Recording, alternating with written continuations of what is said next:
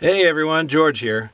You know, a lot of you have asked about me recording a video while I'm in the booth, and I thought today might be a good day to give it a shot.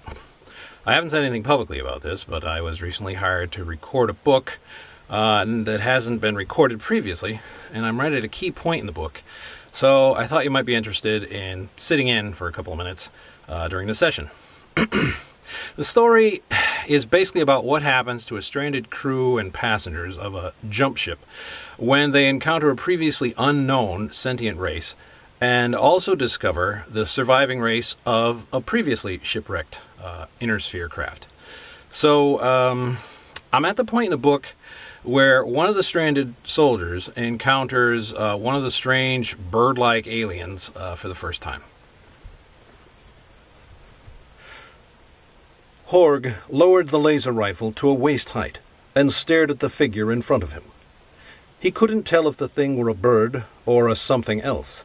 Certainly the feet looked like a bird's. It was the body that made him stare. The ovoid body was slung between extremely long legs in such a way that its horizontal axis was the long one. The eyes were the most fascinating part of the alien. The creature had elongated eye slits that extended from the side of the skull to the front, almost joining over the short beak that extended from below the face. The eyes had double pupils, one facing directly out and away from the skull, and the other facing generally forward. The ears, or what should have been ears, had been reduced to mere vestigial openings on the top of the skull, behind and above the eyes. The rearward-bending knees were admirably adapted to movement within the swamp, Horg noted, allowing the alien to place each foot carefully into the uneven or treacherously soft ground.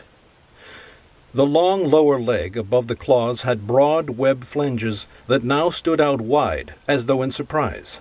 The lower claws showed the same minor webbing as well. An interesting beast.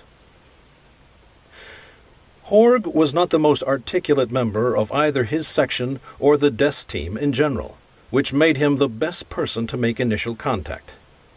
There was nothing wrong with his mind. It was just that he was careful about what he said and how he said it.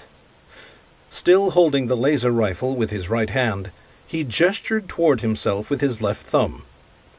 "Swalen Horg," he said in a firm, commanding voice. He also said it with the sure and certain knowledge that the alien would understand. Everyone knew that if you spoke to someone who didn't understand your language, you should speak slowly and loudly and wave your arms. No one was so stupid that they couldn't understand that. "Swalen Horg," he said, a little more loudly and with a more violent hand gesture. The alien continued to huddle against the foliage, but he seemed to become more relaxed. The alien waved his hand with the same gesture Horg had used and spoke. "Squawk!" it said. Swalen Horg's plan for dealing with the alien had been based on being able to speak to it in a mutually understandable language. Now that he was confronted with an alien who seemed unable to actually speak, Horg had no idea what to say next. There were so many possibilities. He didn't know where to begin. He had planned on speaking of the whole history of who he was and where he came from and what he was doing here, and he stood open-mouthed. The muzzle of the rifle slowly dropped toward the ground, while the alien continued to speak in its native tongue. "Squawk! Squawk! Squawk! Squawk! Squawk! Squawk!